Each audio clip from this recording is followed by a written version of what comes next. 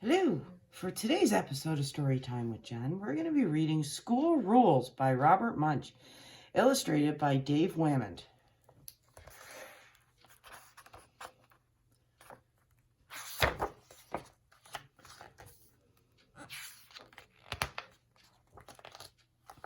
On Friday, when the bell rang and school was done, Cassandra hid underneath her desk and did not go home, even when all the other kids got dressed and left. She did not go home even after the teacher ran out to get to the bank before it closed. Cassandra hid under her desk and did not go home when the janitor with the tattoos on his arms mopped the floor. Cassandra hid underneath her desk and did not go home even when the slightly scary principal turned off all the lights and locked the front door. Then Cassandra finally got out from underneath her desk, turned on all the lights, and pulled out all of her favorite stuff. When it was time for dinner, Cassandra's father said to her mother, "Where is Cassandra?" "I don't know," said her mother. "I haven't seen her. I thought she was with you."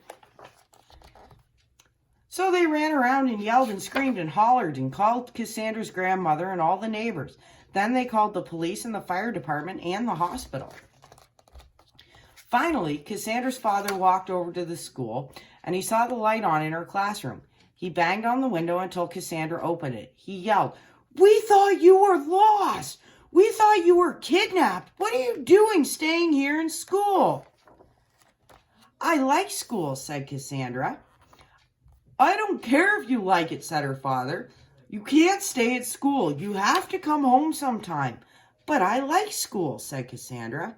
"This is nuts," said her father. He jumped through the window, picked up Cassandra, and carried her home. The next day was Saturday.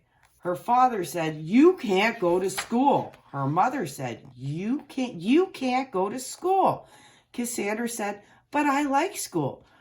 Her mother and father both yelled, "You can't go to school. There is no school today."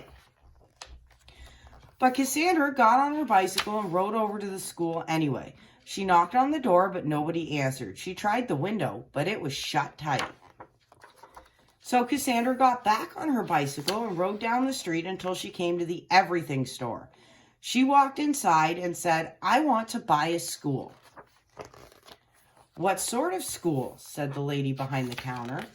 "I want a school with dirty red bricks, a slightly scary principal, a very nice teacher, and a janitor with tattoos on his arms," said Cassandra.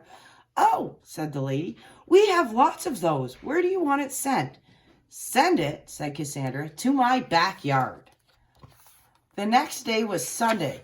Cassandra's mother and father got up and went downstairs. They looked out the window and saw a school with dirty red bricks sitting in their backyard. There was a janitor out front cleaning the windows. Her father looked at her mother, and her mother looked at her father, and they both yelled, "Cassandra!" Cassandra came running downstairs and said, "My school, it came! This is wonderful!" She ran out the back door, said hi to the janitor, got scolded by the principal for being late, and went into the classroom with the nice teacher. And at recess, she told all of her friends how to buy a school of their own.